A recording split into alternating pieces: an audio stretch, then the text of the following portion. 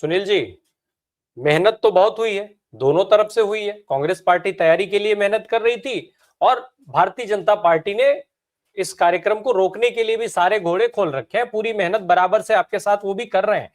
समझना मुझे एक चीज है जो सबसे जरूरी है, देवेंद्र फडणवीस साहब का वो स्टेटमेंट जिसमें देवेंद्र फडणवीस साहब ने ये बात कही है कि राहुल गांधी को ये कार्यक्रम ओपन करना चाहिए था। जो छात्राएं लाई जा रही हैं वो पुणे के इर्द गिर्द जो कांग्रेस पार्टी के नेताओं के बहुत सारे कॉलेजेस हैं, केवल उन्हीं छात्राओं को रजिस्टर करने दिया गया है जो उन कॉलेज की छात्राएं हैं। पहले तो मैं अपने दर्शकों के लिए ये क्लैरिटी करना चाहता हूं कि देवेंद्र फडणवीस की इस बात में कितनी सच्चाई है। क्या वास्तव में ऐसा है कि जो कांग्रेसियों के कॉलेज है वहीं से छात्राएं लाई जा रही हैं, वहीं से छात्राओं का रजिस्ट्रेशन होने दिया जा रहा है इत्यादि। दूसरी चीज, जो ये विवाद पूरा पैदा हुआ जिसमें एबीवीपी को लेकर के बात कही जा रही है, आरोप लगाए जा रहे हैं, लेकिन इसके बावजूद भी मामला युवा कांग्रेस के कार्यकर्ताओं पर दर्ज हुआ है। तो उस विवाद की स्थिति क्यों बनी, कैसे बनी, जरा वो भी स्पष्ट कर दें आप सुनील जी। अनम्यूट करिएगा प्लीज, म्यूट हैं आप। हाँ, हो गया हो गया हो गया, बोलिए। देवेंद्र जी का जो स्टेटमेंट आया है वो बिल्कुल ही मैच्योर पॉलिटिशियन हम समझते थे उनको। वो बार बार ऐसी गलतियां क्यों कर रहे समझ नहीं पा रहे हम लोग। जैसी गलतियां नरेंद्र मोदी जी कर रहे, जैसी गलतियां अमित शाह जी कर रहे, वैसी एक गलतियों की लड़ी लग गई है जो देवेंद्र फडणवीस जी भी करने लगे। एक तो पहली बात है कि मुझे जो सामने दिखा है अखबारों के पन्नों पे लेके मीडिया सारे कुछ यूज किए कांग्रेस ने बच्चों को बच्चियों को इस प्रोग्राम में शरीक करने के लिए क्यूआर कोड दिया गया है। लोग क्यूआर कोड से आ रहे हैं। एक न्यू टेक्नोलॉजी, दुनिया बहुत बदल चुकी है। किसी जरूरत नहीं होती किसी कॉलेज में जाके किसी को बताओ, किसी को आग्रह करो और चलो हमारे प्रोग्राम में। हमने जो देखा दिल्ली के जंतर मंतर पे जो कुछ आंदोलन हुआ वो सारे देश में गया था। क्या किसी ने बुलाया था? किसी ने निमंत्रण दिया था? सारे रस्तों पे जेनजी, अल्फा, उनके पेरेंट्स, हम सारे लोग जो पॉलिटिक्स से परे है, जिनका पॉलिटिक्स से कुछ भी नाता नहीं है, कुछ भी संबंध नहीं है, वो लोग भी रास्ते पे थे। इसका मतलब यह है कि पूरे देश में सिचुएशन क्या है। और बीजेपी के लोग भी रास्ते पे थे अगेंस्ट बीजेपी गवर्नमेंट, ये भी आपको मैं बता दूं। आज पुणे में एबीवीपी के कुछ बच्चे बोल रहे कि गलत कर रहे हैं हम लोग। ये तो ये देवेंद्र फडणवीस जी का आपने जो कुछ सवाल पूछा वो आश्चर्यकारक नहीं है। तो ये मतलब उनका हमेशा का एक टोन अभी बीजेपी का शुरू हुआ है कि जो कुछ भी अपने अपोजिशन में या तो गवर्नमेंट के अपोजिशन में जो कुछ भी बात की जाएगी, जैसे हमने जंतर मंतर पे देखा कि ये पाकिस्तानी है एजेंट, ये चाइना से फंडिंग हो रही है। कृषि कायदों के लिए किसानों के वक्त उन्होंने उनको लेबल लगा दिया ये खालिस्तानी है। ये सारी सब कुछ चीजें अभी जो महाराष्ट्र में एक उनके एमएलसी है, विधायक, हमारे यहाँ विधान परिषद में भी विधायक होते हैं, उन्होंने कहा कि ये लड़के जो है बैठे जंतर मंतर में ये दहशतगर्द है। तो हम लोगों को उस विधायक को गाली देनी पड़ी। ये ऐसी सिचुएशन पैदा कर रहे क्योंकि उनको कुछ भी अच्छा नहीं लग रहा सामने जो कुछ भी अपोजिशन आ रहा है। ये टेररिज्म खुद कर रहे हैं और दूसरों को टेररिस्ट करके नाम देने की ये कोशिश होती है। वैसे ही अब देवेंद्र फडणवीस जी ने ये स्टेटमेंट किया है। मेरे जो कुछ भी निरीक्षण में आया है, सिम्बॉयसिस जैसी कॉलेज, सिम्बॉयसिस बड़ा कॉलेज है, सारे देश से और विदेश से भी बच्चे आते हैं, उनको कुछ बोलने की जरूरत नहीं पड़ती। जो दिमाग यूज करता है उसको पता है कि मेरा इश्यू है, मैं आऊंगा।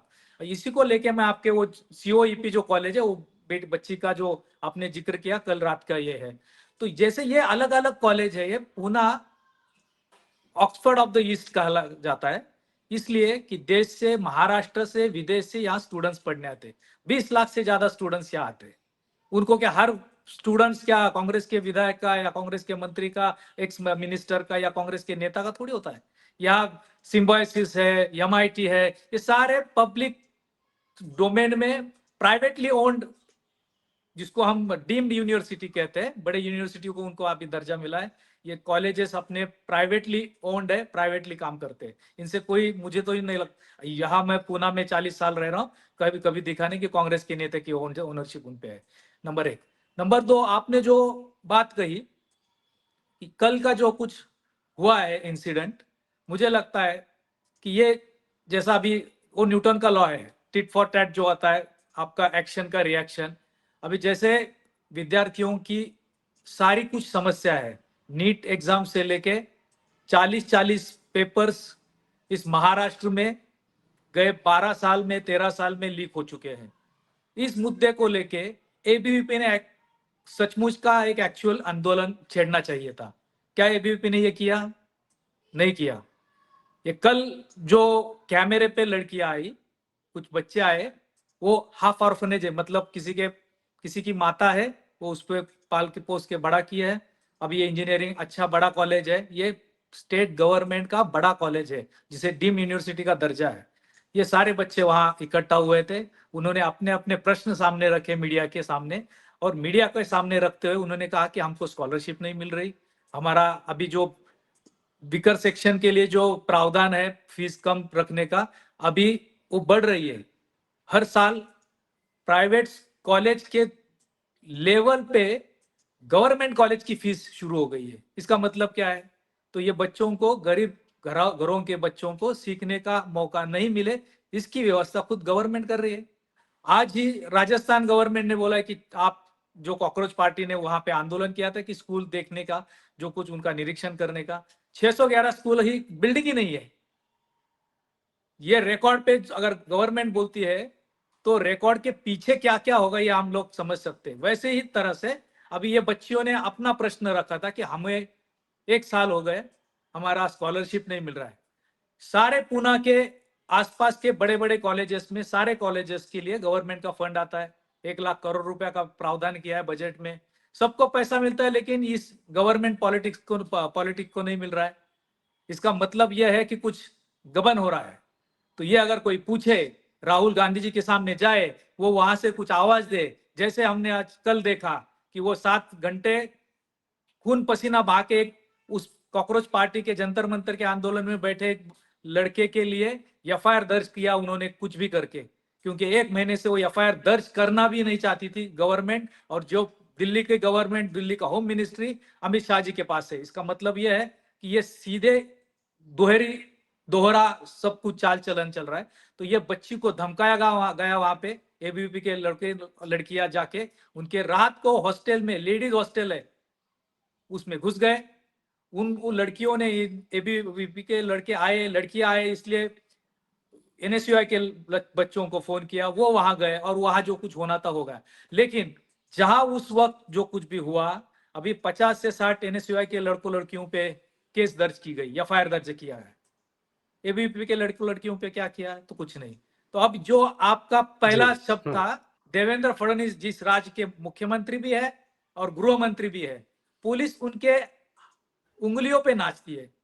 मतलब अगर 2 लोग झगड़ा कर रहे हैं तो दोनों के सब कुछ इंफॉर्मेशन लेके, दोनों की अपनी अपनी साइड समझ के एफआईआर, अगर सिर्फ ये इनको बुलाया गया, वो लड़कियों का स्टेटमेंट क्यों चेंज हुआ? क्योंकि उनको धमकाया गया। ये उसका क्रोनोलॉजी है, क्रोनोलॉजी समझनी चाहिए पुलिस ने पहले। यहाँ की पुलिस अपने ढंग से काम कर रही है जो गवर्नमेंट चाहती है। दरअसल अब पब्लिक डोमेन में एक बार चीजें आ जाने के बाद आप चाहे जितने बदलाव करते रहिए, राहुल गांधी एक बार अगर संसद के अंदर खड़े होकर के सदन के अंदर उन्होंने जो बात बोल दिया, अब बिरला जी उसको चाहे जितने रिकॉर्ड से बाहर करते रहे, वो एक बार पब्लिक डोमेन में आ गई तो आ गई। तो अब आप स्टेटमेंट चाहे जितने बदलवा लीजिए, जो स्टेटमेंट पहले वाला है वो मौजूद है, लोगों तक पहुंच चुका है।